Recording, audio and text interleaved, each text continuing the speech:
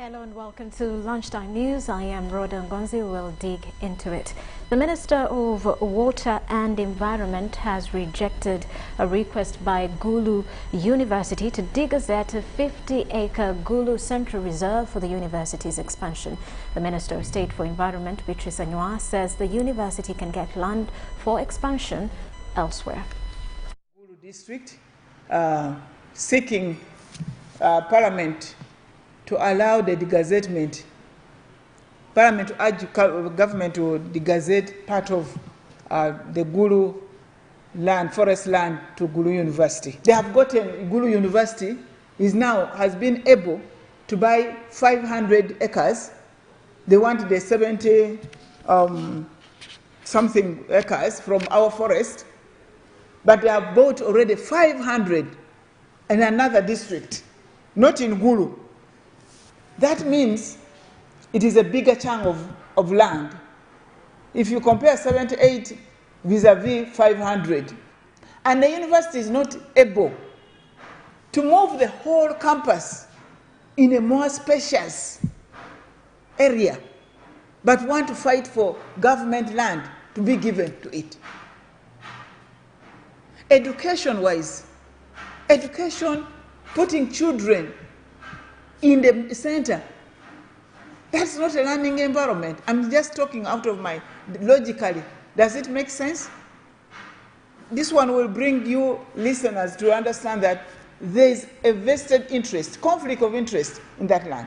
There are people who want the plots and are using Gulu University. We have already received much earlier, and we have a whole pile document here of all the forests in the urban areas, in the townships, all over Uganda. And they are here. We have Mbarara, we have Kalangala, we have Kituburu, we have Ibanda, we have Nebi, we have Kimaki, we have Gulu district. It is a whole list. There are people who want land. Part of that land, I was on the Committee of Natural Resources 10 years ago. And when this issue came to our committee, actually we were even promised land. One of my colleagues who come from there was promised 10 acres. For me, they said that they will give even 5 acres out of the same forest if the Natural Resource Committee allows it to be degazetted.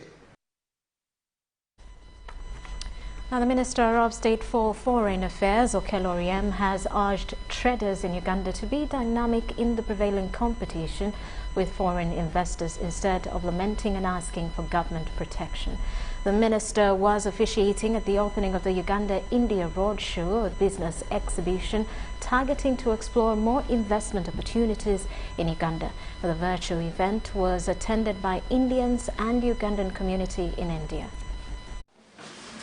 If I put a Ugandan selling chapati and a Chinese putting chapati and an Indian putting chapati, the Chinese and the Indian will think that, let me see how to make this chapati more attractive for this man to go and buy my chapati rather than the local person who might be cutting corners.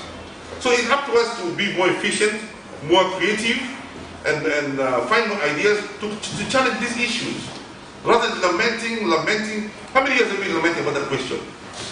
How many here have you been lamenting? Up to now, you're still lamenting. Why don't you just get on with it?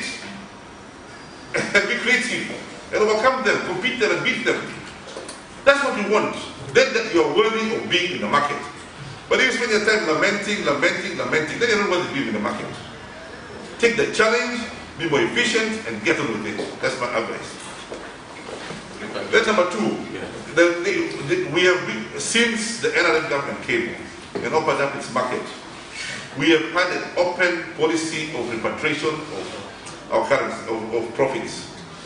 It has never, the country, the economy is booming. There is so much dollars in the market. You can walk in the Forex Bureau and buy as many dollars in the market. There is no shortage of dollars, euros in the market. So why should we restrict people from taking back their profit? Hard earned. I worked hard, I made $1 million. Why do you want to keep it? Makerere School of Language and The Master of Arts. I beg your pardon, that's the Makerere University Makerere School of Language, Literature and Communications, together with the National Council for Higher Education, have introduced a new program of a Masters of Arts in French Language Science. The program comes in the multicultural learning and will specifically see students cross Francophone borders for economic and social development. The Master of Arts in French Language Science program comes with a good wide-based content, solid checks and balances in terms of quality to promote multilingualism among the academia. Revamped to have a new pedagogy, a new delivery mode. It has also been revamped to include an interdisciplinary approach, and therefore this program, as we present it, we think it is building for the future. The program is to be taken up by professionals and aims at helping students engage globally by building capacities of communication competencies. At the School of Languages, Literature and Communication, we are eager to see a young multilingual population which will compete for higher positions in the regional and international job market. So we are looking at people who can speak English, French, Arabic, Persian, name it. Of course, this stride is going to help Ugandans, it's going to help East Africans to be able to engage in that broader space of development. They are optimistic the new models of delivery will bring global sustainable development goals. The mode of teaching is expected to be online in order to reach a wide scope of interested learners. We also have members online, and that we've taken to our programs so we can deliver the programs face-to-face, but also can make use of the online approach to be able to reach a wide range of individuals across space. Allow me to take this opportunity to declare the Master of Arts in French Language Studies officially launched. The current global market favors multilingual than monolinguals, which requires upgrade among competitors. Lydia Chomkama, UBC News. Meanwhile, Iganga High Court has dismissed with costs an election petition challenging the victory of Bukoli South constituency Member of Parliament Aditwa Abdu Elias Doza. Now, Bukoli South incumbent Stephen Mayende Dede petitioned court demanding the nullification of Aditwa's victory on grounds of lacking minimum academic qualifications to contest for the MP seat. Kkooti enkulu eyiganga egobye omusango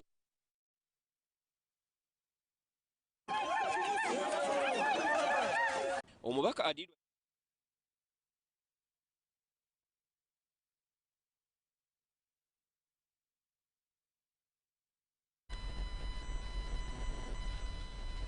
We apologize for that. We will bring you that story shortly. The Kasese Catholic community, led by the Diocese of Rwenzori, has celebrated the 60th priesthood anniversary of the first bishop of the diocese, Right Reverend Bishop Emeritus Egdio Nkejanabo.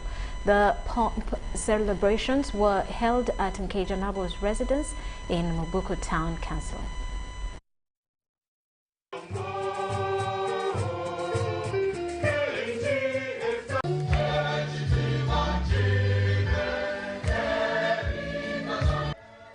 The bishop, who was born in Rugazi, present-day Rubirizi district, in 1935, Nkaijanabwo was ordained priest in 1989 and was consecrated the first bishop of Kasese in March 1989. Nkaijanabwo was succeeded by his worship, Francis Aquinas Kibira Kambale, in April 2014. His time is marked with opening up of many Catholic schools, encouraging young women into nunhood, among others.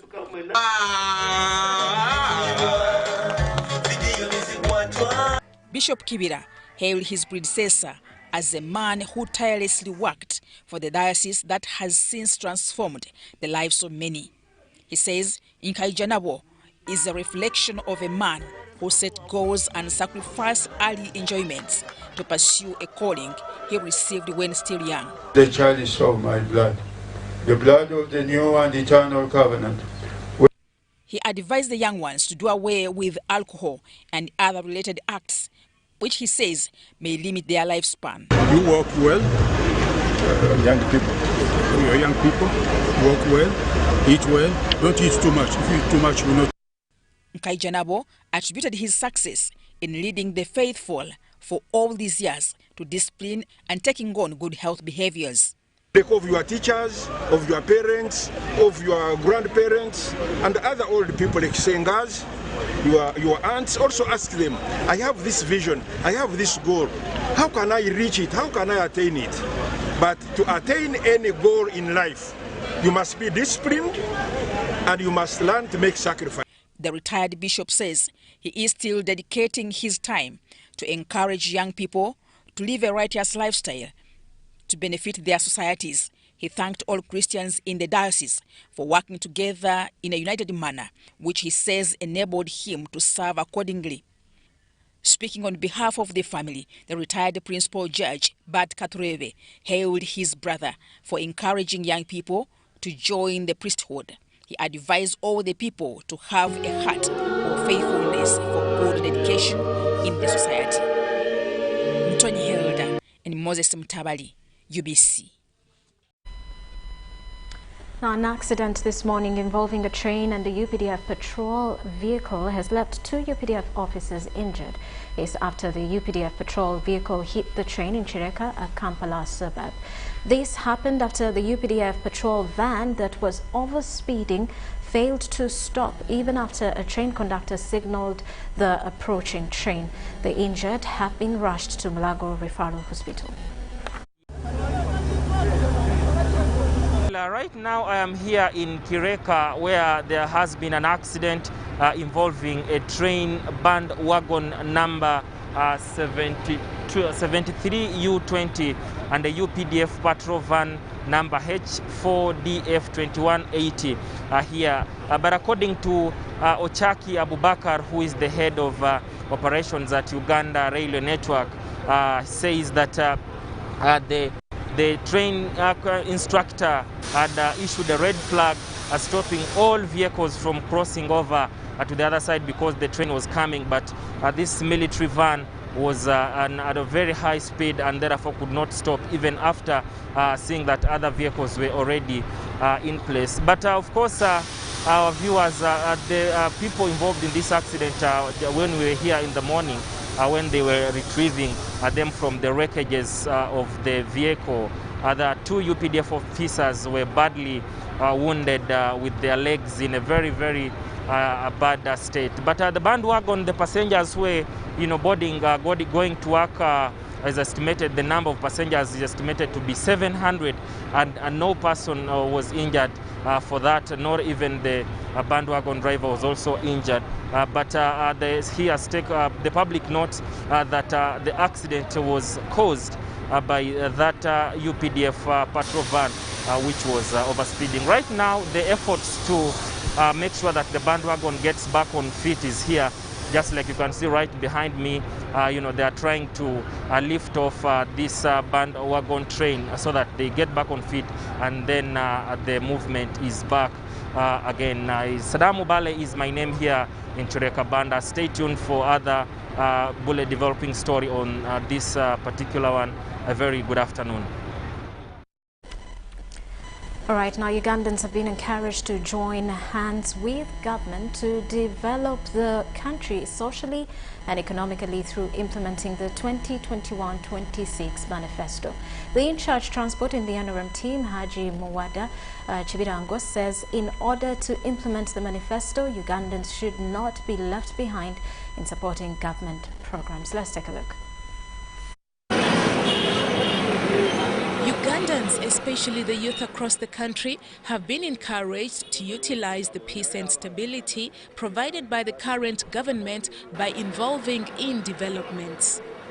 The in-charge transport in the NRM Team Thara YKM 2021, Haji Muwada Chibirango, made the remarks while addressing the NRM Casual Labourers Association Good Shed at Uganda Railways Corporation in Kampala. The meeting, organized by the Casual Labourers Association Good Shed, was aimed at reminding government of its pledge to make for them a hardware store. The casual labourers, led by Haji Cairo Ibrahim, are over 600 in the association. To present it to our beloved President Yoweri Kaguta Museveni through our Mami Nabanja, who is next, at least who is near, at least to say to send our message to our President to make for us a hardware. We are illiterate here within our good shed. We are casual laborers. For us, we know how we only just know how to load and offloading, carrying luggages only. Amanabanja gwali okumpi n'omukulembeze. Wali twadde otuusa obubaka bwaffe obwo. Tusobole naffe okubaako ke tukolawo ke twali twagala okukola nga kadduwe ya emyaka gituweddeko tukadde. Tusaba President atuyambe atukolere hardware twasaba atukolere hardware wano tusobole okuba nga tutandika naffe okutambuza obulamu bwaffe obw'omu maaso. In response, Muwada encouraged them to remain calm and promised that as NRM Team Thara, the Office of the Prime Minister will continue lobbying for their interests with the President. No, bali ku good shed nga ba cement era ne basaba hardware ne basuubizibwa okuba nti bagiweebwa. Mbadde nsaba mukama waffe President abantu bano bakoleko kuba bakaddiye abagenda okufa nga nabafunye ku ssanyu.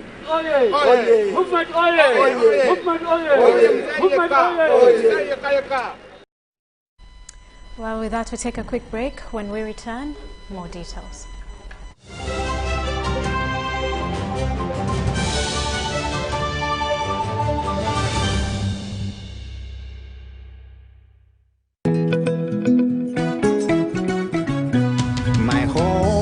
I smile when I think of you, Uganda, my home. My home, I dance when I look at you, Uganda, my home. Oh, my Uganda. I know, with you I'll always stay forever. I know, because I feel that we belong together. My home.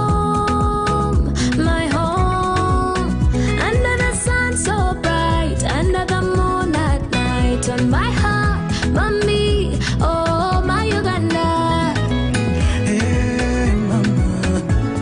At MTN, we look forward to starting another exciting journey together to grow our home, Uganda.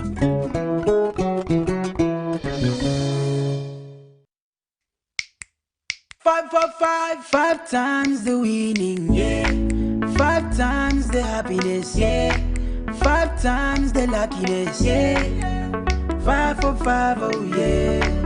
It's 5 for 5. 5 for 5. 5 times the money, yeah. 5 times the shopping, yeah. 5 times the prizes, yeah. 5 for 5, oh yeah. It's 5 for 5. 5 for 5. Win 100,000 Uganda shillings weekly in the 5 for 5 jackpot. Simply download the Center mobile app. Click Center on the go to open your account online. Transact 5 times or more using Center Mobile, Center Visa, and Center Agent to stand a chance to win. The more you transact, the higher your chances of winning. So, participate in the 5 for 5 jackpot and win millions in daily and weekly prizes. The 5 for 5 jackpot is brought to you by Centenary Bank, our bank. Centenary Bank is regulated by the Bank of Uganda. Customer deposits are protected by the Deposit Protection Fund. You know, you could just buy a new smartphone from anywhere in Uganda. Dial *175 *94# to activate their 100% double data bonus offer on weekly or monthly bundles for 3 months. Better yet, you automatically receive free 1 GB valid for 30 days. You are hooked already, aren't you? Enjoy 100% double data bonus from Airtel. Buy a smartphone from anywhere in Uganda and insert an Airtel SIM card. Dial *175 *94 hash to activate a 100% data bonus offer on weekly or monthly bundles, valid for 3 months. Dial *175 hash and select your preferred bundle to activate a 100% data bonus offer on weekly or monthly bundles, valid for 3 months. Airtel, the smartphone network. Echa COVID-19 kijja kugwa only if we stay at home, observe physical distancing, wear masks properly, sanitize or wash our hands with soap and water regularly, or get vaccinated now.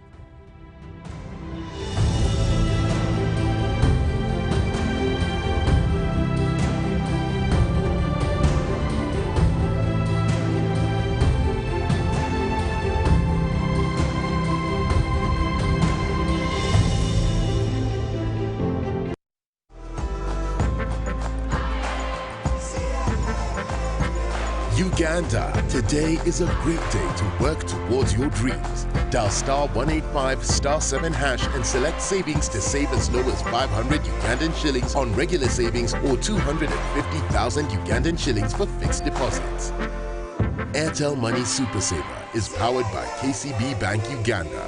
Airtel Money, instant, secure, borderless. T's and C's apply.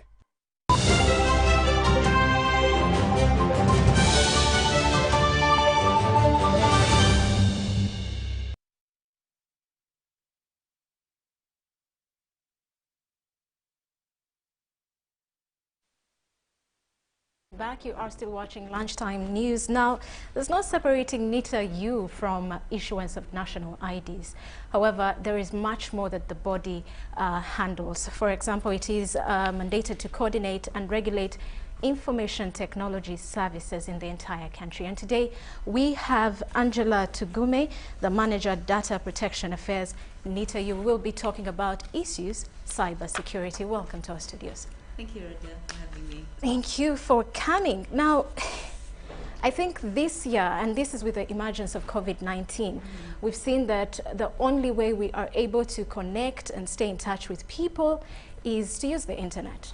Yes. With this comes a lot of issues. Oh, yes. We saw a lot of hacks, for instance, of banks, of mobile money, agencies, and whatever, last year and this year.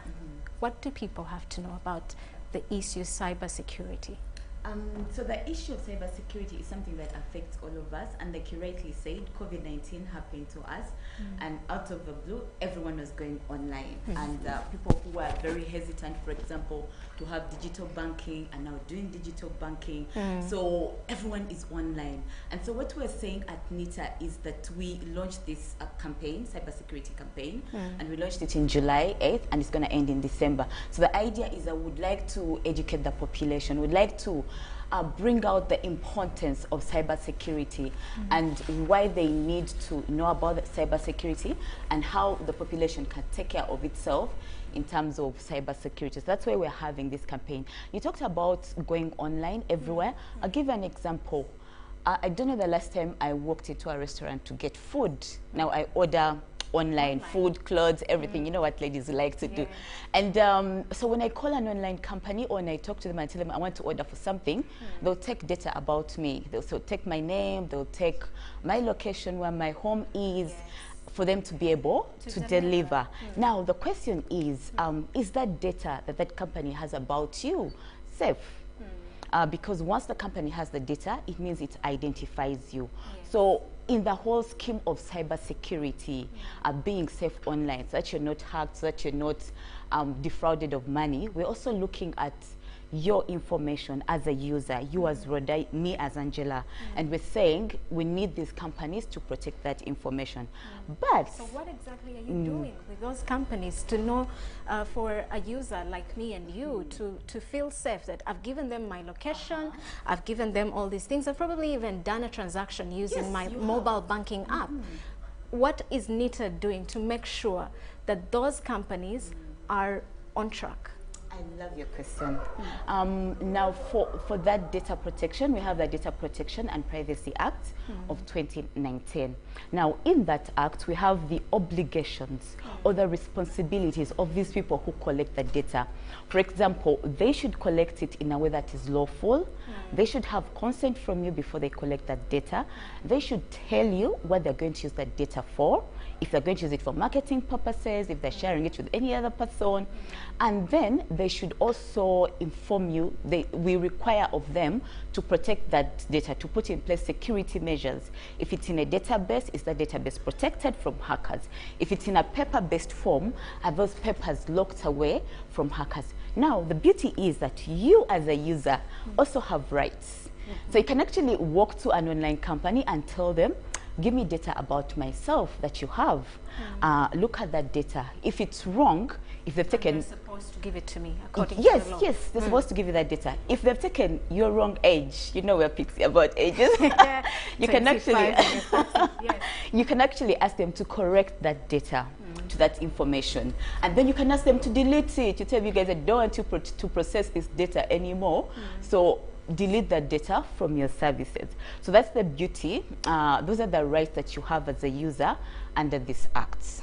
Yes. Now, you've talked about those companies being compliant, but we know very well we have a lot of informal businesses that are still transacting online. Now, I know you will not per se have proper measures to oversee their operations.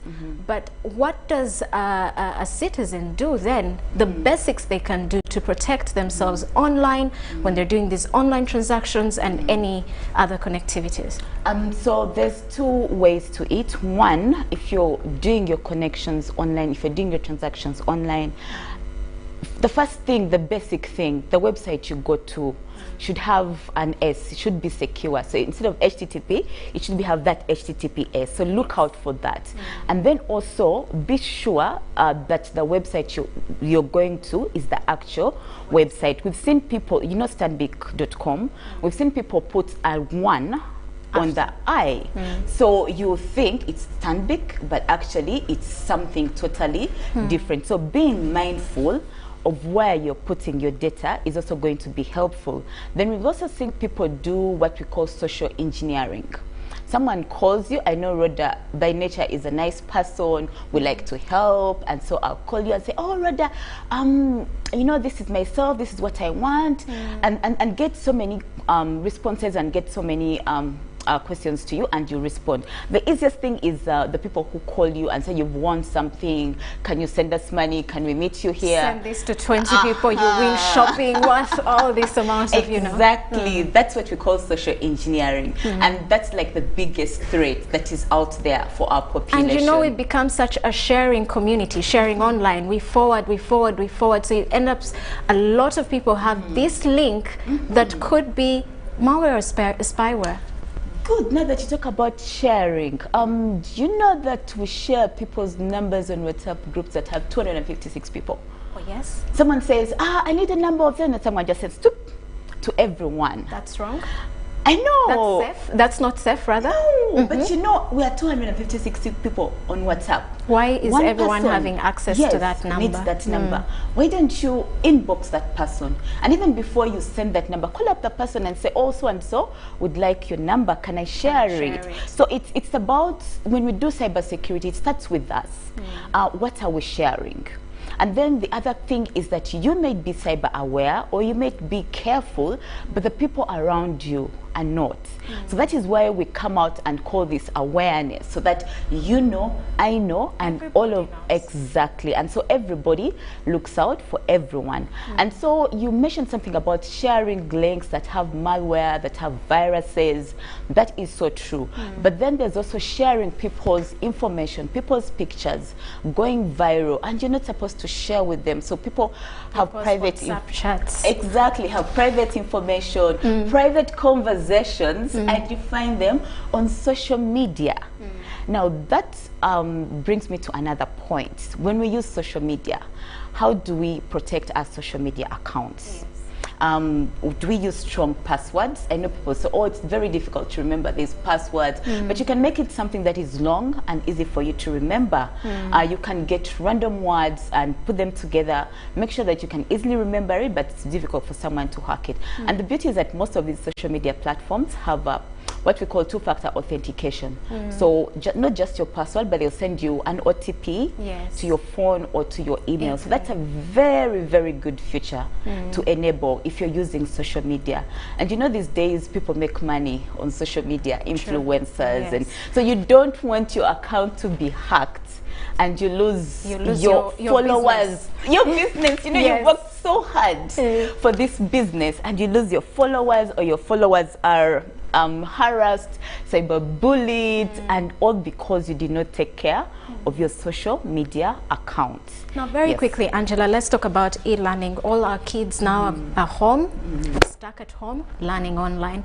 They are I mean, there's a lot of things they will find online that are not safe for them. Cyberbullying, cyber crimes, even people knowing their location, anything can happen. How do parents protect their children from whatever is going on online? Yes, so the key thing, the first thing I usually tell people who ask me about that is that it's parenting in a new age, in a different age. Days before, our parents were worried about TV. My kids are watching TV. Now it's online learning. It's COVID. Can you imagine a 5-year-old is online learning in kindergarten? And you rightly said there is cyberbullying, there is inappropriate content. That's the contact. And contact, there's child predators. You know, it said 750,000 people at any one time are on the internet looking out to make contact with children. So it's how vulnerable children are. So first of all, as a parent, be a parent. Do the parenting. Talk to your children. Don't just give them the computer and tell them go. No, teach them the dangers on that. If you don't know, go and learn about the dangers. Like you teach your child how to ride a bicycle. Tell them look left, look right, center before you cross. So we should put that mentality in the online learning platform. So tell your children, this is what you need to do, this is how you do it, and look for help. And then after that, you can install technical software. Family Link is a very good example, so that you're able to monitor your children. But I always say the first thing is be a parent. Talk about it. Statistics also show that 84% of parents know that there's a problem, but don't talk about it with their children. That's a high percentage of sitting on a problem that could explode. Now, I'm passionate about this thing of children and cyberbullying. Did you know that the effect of cyberbullying translates into the physical world? Like literally, the child is stressed, the child is pissed at everyone, doesn't want to talk to people, doesn't eat, is always with their computer, they are scared, don't want to talk about anything. Depression as well. Depression as well. So it's as a parent, it's important to look out for those signs in your child as well. Thank you very much, Angela. I wish we had more time, but we don't. That is what NITA is doing, the Be Safe online campaign. Indeed, you need to be safe online. Let's take a quick break and return.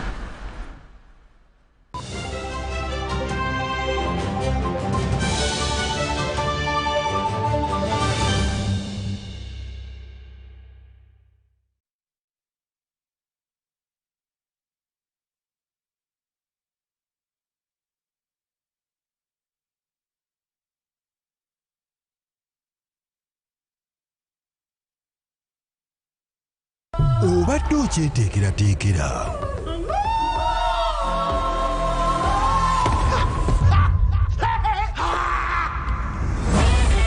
Getting GoTV was the best decision James has ever made. Finding a